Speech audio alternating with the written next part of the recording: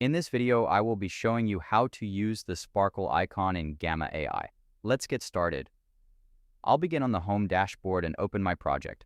Once the presentation loads, I'll scroll through the slides to find a section that needs an update.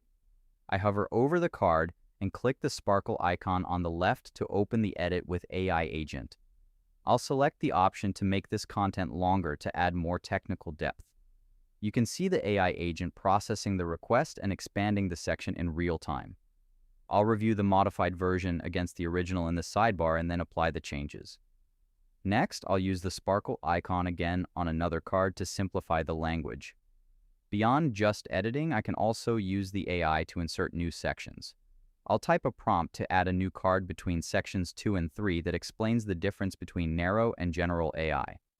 Within seconds, a new professionally designed card is created with a comparison layout. I'll scroll through the updated presentation to ensure the flow is consistent and the graphics look great.